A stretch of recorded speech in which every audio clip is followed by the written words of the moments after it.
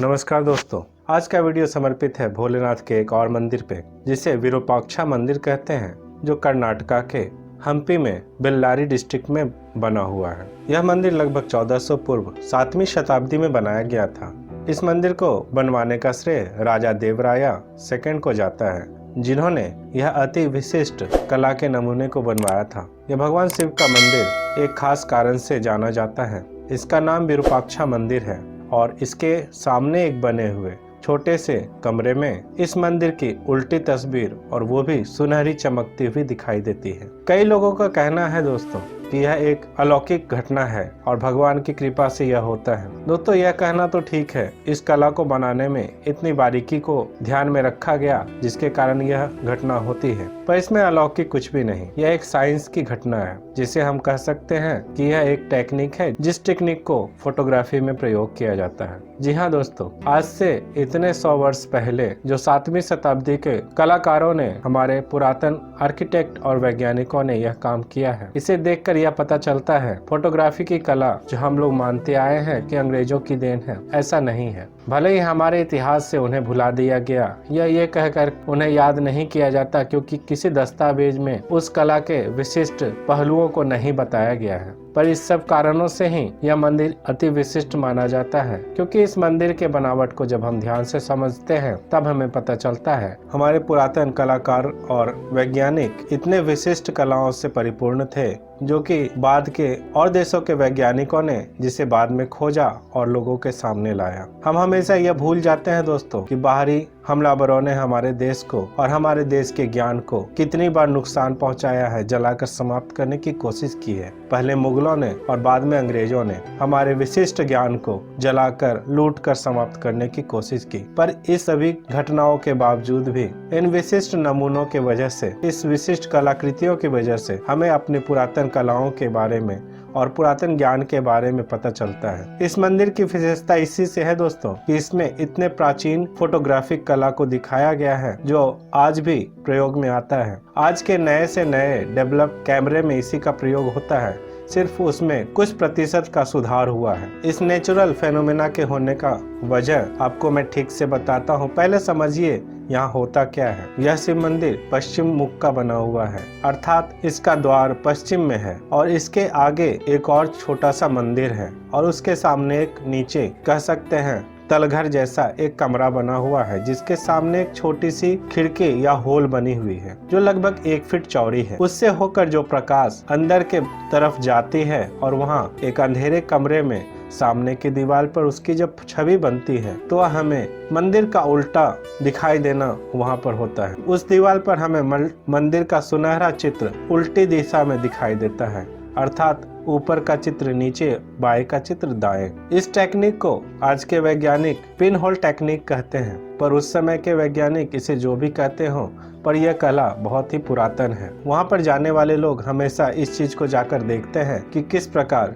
मंदिर का उल्टा दृश्य उस दीवार पर दिखाई देता है। लोग इसे आमतौर पर एक अलौकिक घटना कहकर बता देते हैं, बट यह एक साइंटिफिक घटना है और यह घटना मात्र समय के अनुसार दोपहर 2 बजे से लेकर शाम के 6 बजे तक विशिष्ट रूप से दिखाई देती है। इससे पहले जो दिखाई देती है वह बहुत ही धुंधली अंधेरी एक छायाकृति होती है, क्योंकि सूर्य उस समय मंदिर के उल्टे डायरेक्शन में होता है। जब सूर्य मंदिर के आगे की तरफ आता है, जहाँ से सूर्य की परछाई रोशनी से टकराकर उस छेद के द्वारा उस कमरे में पहुंचती है, वह विशेष परछाई एक अलग प्रकार की रोशनी से दिव्यमान हो जाती है। अगर आप मंदिर को सामान्य तौर पर देखते हैं बाहर से तो वह सामान्य दिखती है, उसमें कोई सुनहरी रोशनी नहीं दिखती। वह सामान्य तौर पर हल्का सफेद, हल्का गेरुआ कलर का दिखता है, पर उसकी परछाई दोपहर के समय में सूर्य के प्रकाश के कारण एक सुनहले चमक के साथ उस परछाई में दिखाई देती है। इसका कारण है सूर्य का तीखा प्रकाश। जो सूर्य का तीखा प्रकाश मंदिर के गोपुरम से टकराकर उस छेद के जरिए अंदर आता है, वह बिल्कुल सुनहरा हो जाता जाता है, जिससे बनी हुई परछाई भी बिल्कुल सोने से बनी हुई मंदिर की आकृति दिखाई देती है। इस प्राकृतिक घटना को हम कैमरे की भाषा में ऑब्सक्यूरा पिनहोल टेक्निक कहते हैं, जिससे पहले से लेकर आज तक के जितने भी फोटोग्राफ्स खींचे जाते हैं वह इसी टेक्निक का व्यवहार करते थे, चाहे वो निगेटिव पर किसी फोटो की छवि छापना हो या आज के डिजिटल टेक्नोलॉजी में हो। बाहर के प्रकाश को जब एक छोटे से पिन होल के जरिए किसी भीतरी दीवार पर लाया जाता है तो उस छवि को उस दीवार पर उल्टा दिखाई देता है, और वही जब प्रिंट होता है तो हमें वापस से सीधा दिखाई देने लगता है। आप याद करिए दोस्तों, जब रील वाले कैमरे हम लोग प्रयोग करते थे तो उस रील को हमेशा साफ करने पर उस पर तस्वीर हमेशा उल्टी दिखाई देती थी। इसका कारण यही होता था कि उसमें तस्वीर उल्टी ही छपती है, और जब उसे वापस से पेपर पे प्रिंट किया जाता है तो वह तस्वीर उल्टी से सीधी हो जाती है और वह हमें तस्वीर बाहर देखने पर सीधी दिखाई देती है। इसी टेक्निक को पिनहोल टेक्निक कहते हैं। यह पिनहोल टेक्निक आखिर होता क्या है, इसे ठीक से समझते हैं। जब 1827 में एक फ्रेंच वैज्ञानिक जोसेफ नाइस फोर ने सबसे पहली तस्वीर खींची थी तो उन्होंने भी इसी पिनहोल टेक्निक का इस्तेमाल किया था, और वह इस फोटो के बाद प्रसिद्ध हो गए कि फोटो किस प्रकार ली जाती है, जबकि हमारे स्थापत्य कलाकारों ने हजारों साल पहले से ही इस कला के बारे में अच्छे से जाना था और इस मंदिर का निर्माण कराया था। आपको कई मंदिरों में इतने विशिष्ट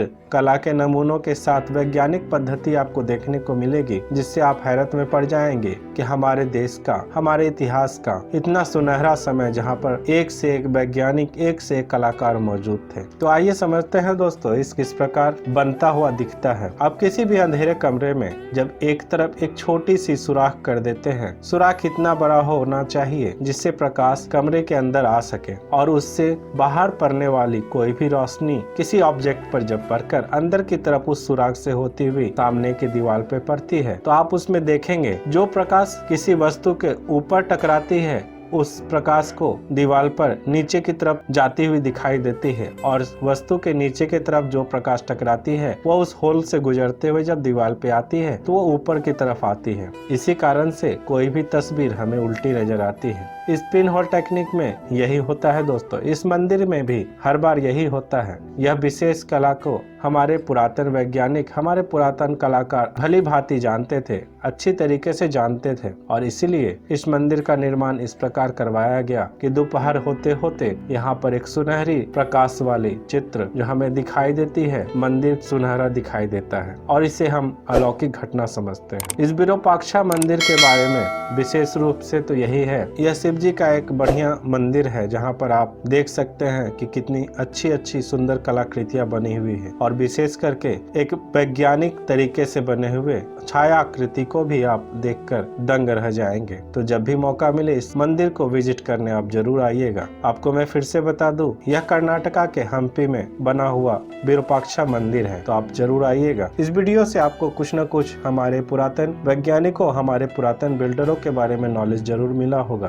बिल्डर्स कितने नॉलेज वाले हुआ करते थे, परंतु जब हमारे देश पर मुगल हमले हुए और हमारे ऐतिहासिक ज्ञान को समाप्त करने की कोशिश की गई, पहले फारसी बाद में उर्दू, सबसे अंत में अंग्रेजों के आने पर अंग्रेजी सिखाने की कोशिश की गई। यह सारा खेल हमारे पुरातन समझदारी को समाप्त करने की थी। इसका नतीजा यह निकलता है, आज के बच्चे, आज के नौजवान यह समझते हैं कि हमारे देश का नॉलेज बहुत बाद में विकसित हुआ है, जबकि सच्चाई ये है दोस्तों, भारत देश जैसा नॉलेज कहीं और पहले नहीं था। पहले लोग जो काम किया करते थे आज लोग उस चीज को भूल चुके हैं, पर इस ऐतिहासिक कलाकृतियों को देखने के बाद इसका पता चलता है कि हमारे इतिहास में कितने सुंदर सुंदर कलाकृतियां बनाया करती थी। अगर वीडियो अच्छी लगी हो तो आप मेरे वीडियो को लाइक जरूर कर दीजिएगा और चैनल को सब्सक्राइब कर दीजिएगा, जिससे आपको आने वाले हर एक वीडियो के नोटिफिकेशन मिल सके। तो मिलता हूं दोस्तों अगले वीडियो में किसी और अच्छे नए इन्फॉर्मेशन के साथ। तब तक के लिए धन्यवाद दोस्तों।